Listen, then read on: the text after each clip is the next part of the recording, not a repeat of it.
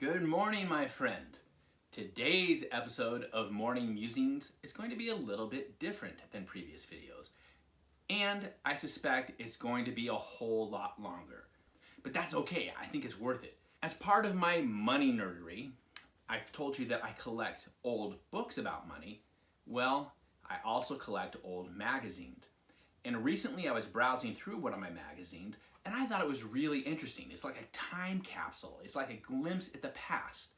It was interesting to me and I think it might be interesting to you. So we're going to take a look at it. The magazine in question is the April 6th, 1962 edition of Life magazine. This is a special issue. It's all about your money, how to stretch it, spend it, save it, and survive without it. Survive without money. I wonder what that's about. Anyway, the entire issue is filled with money stories. Today, we're going to take a look at some of those stories. And we're going to look at some of the ads too. Because I think old magazines are fun. The thing of it is, magazines back in the day, they were huge. They were an entertainment thing. You look forward to a magazine every week or every month, however often it came out. Magazines were kind of like, I don't know, Reddit and your favorite news site and Amazon, all these things all rolled up in one. It's all in the magazine. They're almost like works of art. Reading through this, leafing through this morning, I was like, wow, this is amazing. I should share this. And so I'm going to. The logistics for this video are a little complicated. I'm going to say that right from the start. So I apologize if things get wonky. It's very difficult, it turns out, to film browsing a magazine while actually browsing it and make the video look good. But let's just dive in. We'll make it work. Let's start by admiring the cover. Life magazines had great covers. I know that there are people out there who collect Life magazines. I'm not sure exactly why. It may be for the content, it may be for the covers, or it may just be because people like to collect things. I'm not sure. Anyhow, this cover is kind of fun, and it even has the subscription tag from Mr. George A. Mack in Albany, California, back before zip codes were a thing. You can see that this magazine cost 20 cents back in April 1962. I will look up what that is equivalent to today, and I will share it. I suspect that it's equivalent to about $2. One of the logistical challenges here is that in order to actually fit the entire magazine in the screen, I have to hold the camera high up from the desk. And that means it's close to my mouth, so I'm afraid that in order to get good video, I'm going to be blowing the sound out, so I'm speaking softly. Hopefully this all works out. Let's dive in. Start, of course, with a double page spread of ads, including an ad for York cigarettes, the first imperial size cigarette. Ooh, how very Mad Men. Table of contents with a photo spread. I like this photo spread. Comic books there, look at that. True story. Even when I was growing up in the 1970s, grocery stores and other stores had these comic book racks, like you see here in 1962. This guy is reading his income tax guide instead of browsing the comic books. After flipping through several pages of ads, we finally get to the first piece of content. Right next to the Easter candy ad. That's kind of a cool ad. It's a special report. It's not really, though. It's just about giving kids allowances. The beginning of the magazine is filled with a lot of ads. Here's yet another ad for cigarettes, a brand that we've never heard of, right? King Sano, America's purest tobacco taste. There's also an ad for Canada. After about 20 pages of ads, we finally get to our first article. That image on the right is actually an ad. It's an ad for a Kodak Instamatic camera. But we get to an article about managing money. It's Life magazine's guide to how to handle your personal finances. It includes information on how to borrow without getting stung. No mention of credit cards here, but lots about borrowing from a bank. There's also a bit about paying for college. And on the next page, let's see if I can turn a page and keep the camera steady. On the next page, well, first of all, we have a semi-risque ad for 1962. Uncovered is the word. It's an ad for Lycra spandex. Here we have the more of the life guide to managing your money, and this page includes advice on how to prepare for retirement. This ad for Chrysler cars I found really fascinating. Let's look at it. It's America's first gas turbine cars, it says. And it says, these cars run on practically anything: kerosene, gasoline, diesel fuel, or heating oil. Here's the story behind a remarkable new kind of car from Chrysler Corporation. This issue's editorial is all about the US dollar. It starts by giving a little bit of history about the dollar, which I find interesting since I'm fascinated by the history of personal finance. And then it dives into more economic stuff about how the US dollar rose to prominence after the Civil War, and then especially during World War II. And now they're worrying that because of economic factors, in 1962, the dollar may be losing its place as a world leader. After 36 pages of falderall, we finally get to the meat of the issue. Here is the first real feature story about money. Here comes the money. And it is a great article. It's all about this couple, just an average American couple, and how they manage their money, how they budget. It goes into great detail about how much they earn, where they spend it, and how they're operating at a deficit. Like most issues of Life magazine, this issue is heavy on big photos, a little bit light on text, although it has some good stories. Here are some workers who've just got paid, running off to spend their money. It's kind of a profile of a small town and how the people there spend their money.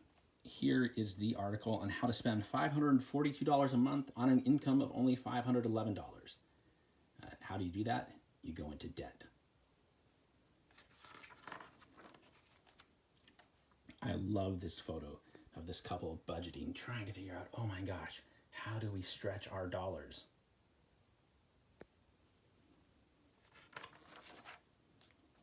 I find the next photo spread kind of powerful, actually.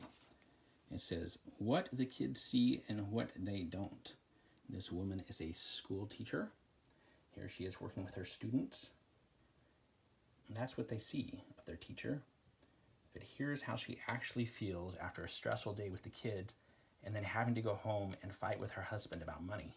On the next page, we have a photo of the woman's husband being careless, spilling the milk, and joking that he can give up cigarettes for a few days. It sounds like he's kind of careless with money. But what I really like is this ad next to that photo spread. It's an ad for Campbell's tomato soup. And their point is that 40 years earlier, in 1912, Campbell's soup cost 12 cents a can. And here in 1962, it still costs roughly 12 cents a can. And they're very proud of that fact, and they're trying to pitch it as a budget-minded option. An ad for colorful cotton clothing, which was a big deal back then. On this page, we have our third ad for cigarettes. This time it's Chesterfield. And then we have a, I don't know what to call it, like a cartoon comparison of people and how they spend money. It's somewhat racist. We have tipping the washroom attendant, who is a caricatured black man. Par for the course in 1962, of course, but it's a little jarring to our modern eyes. Also, this is part of a 2-page cartoon spread looking at whether you're a tight wad or whether you spend conspicuously. Interesting stuff. And next door, we have the first page of a 4-page ad spread for Ford cars. 3 new lively ones from Ford. Which cars are they debuting? Well, first of all, there's the Galaxy 500 XL. I had friends whose parents owned this car back when I was growing up in the 1970s. The Falcon Sports Futura. And the Fairlane 500 Sports Coupe. Next, we have an article about a money doctor for sick budgets. This is financial counselor Lindsay Hamilton, and I think it's kind of funny because he collects symbols of money management like 18th and 19th century banks, just like I collect old money books and money magazines like this Life magazine. Anyway, the article says, a lot of people are in a worse financial jam than they think. And until they get that third dunning letter from their creditors, they take no action, says Lindsay Hamilton. 9 years ago, Hamilton got into that kind of jam, and it took him 2 years to figure his way out. By that time, he knew so much about budgets that he set himself up as a money doctor for people of all incomes. His calling has grown enormously because of a curious problem that prosperity brings. More people with more money means more people with more money troubles. It's incredible, he notes, how unrealistic we pragmatic Americans can be. 9 out of 10 of us don't even have a money objective. You have to sit down and decide what you want to be in 5, 10, 15 years. Once you know what you want, you should set up a plan to help you achieve it. A plan that can be revised when anything happens, like a new baby, a burned house, or a smashed car. What's remarkable to me is that sounds a lot like the advice that I give every day at Get Rich Slowly. I'm always talking about having a purpose, having a long-term objective. And here, back in 1962, this money counselor is doing the same thing. The next page features some of Hamilton's advice, some of his practical, pungent financial prescriptions, and we have our 4th cigarette ad, this time for Newports. Next, there's an article on how to decorate your home for practically nothing. It gives it actual actionable advice on how to find lighting and furnishings and decorations for your home. I really like the illustrations here. They're bright and colorful, and they show, I don't know, kids and home environments that people might have had back then. There's a nice rotary phone like the kind I grew up with. After devoting some space to just typical Americans and their financial concerns, the magazine turns its attention to the wealthy, kind of like a sensationalist piece, I guess. Here is a millionaire's tax return for the year 1961.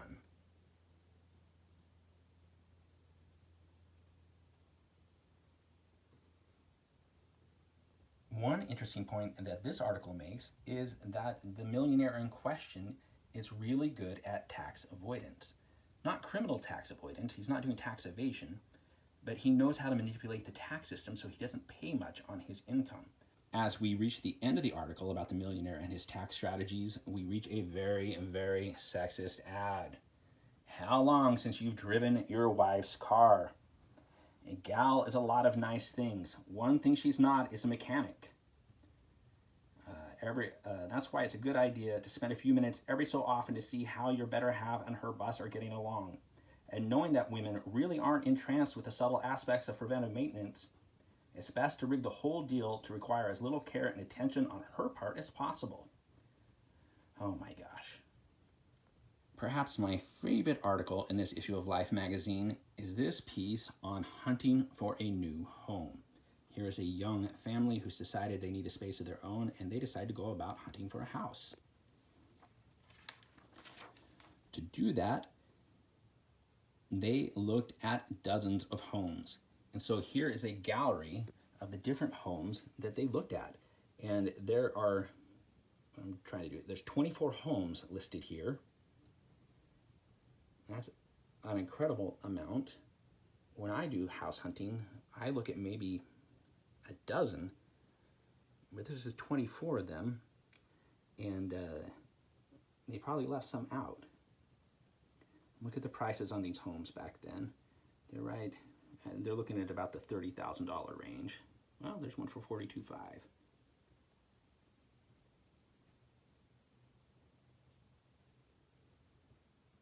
And this couple has their home inspected. They make the purchase and they move in, and they are happily ever after, perhaps. The woman says, "This is luxury, I'll never move again." It makes me wonder if she did ever move again.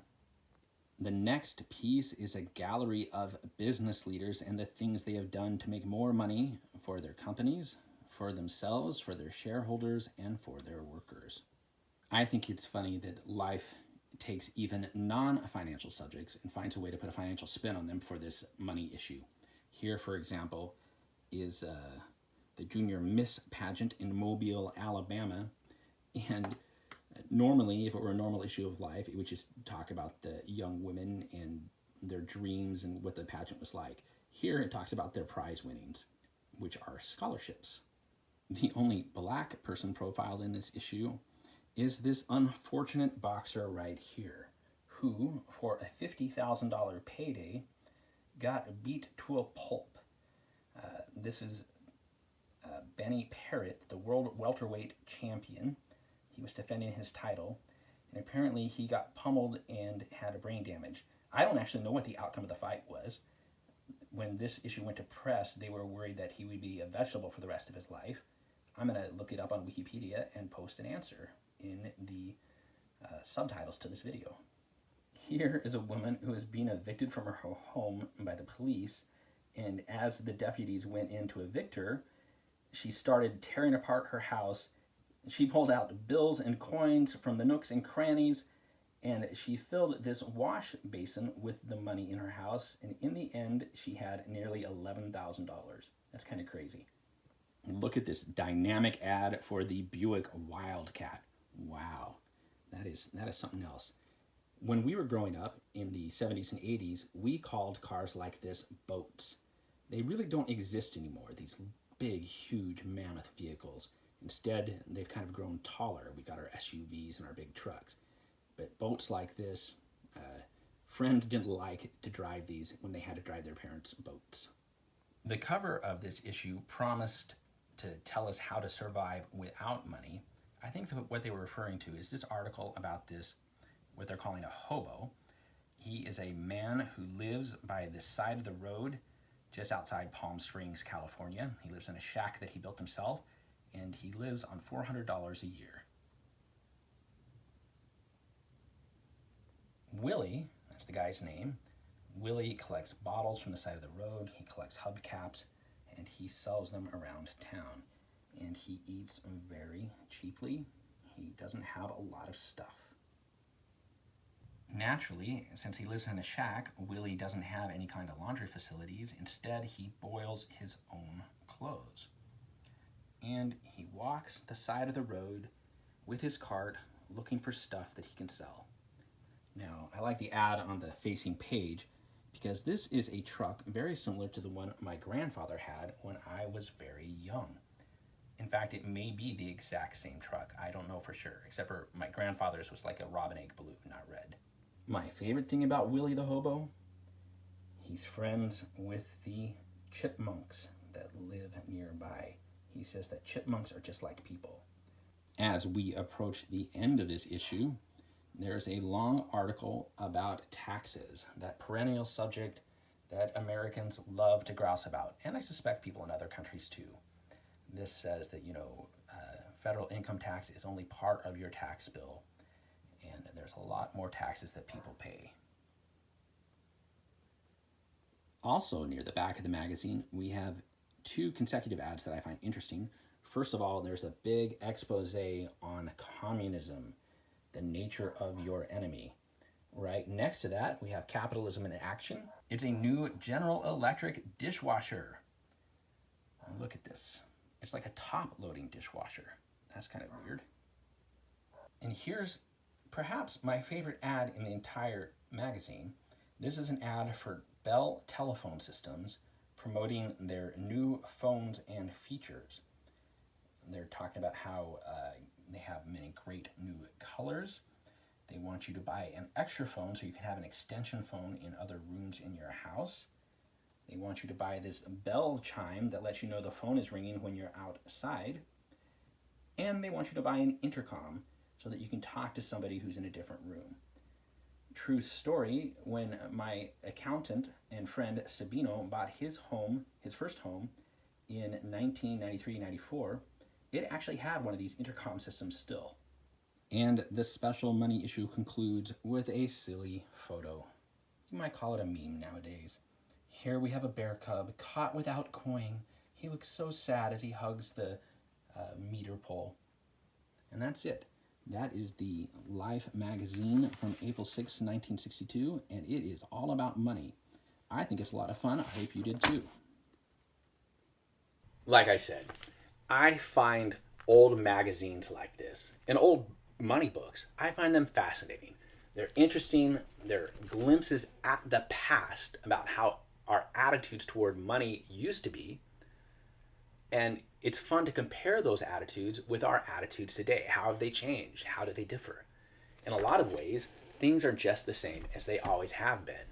And that's one of the points I like to try to make when I talk about money or write about money.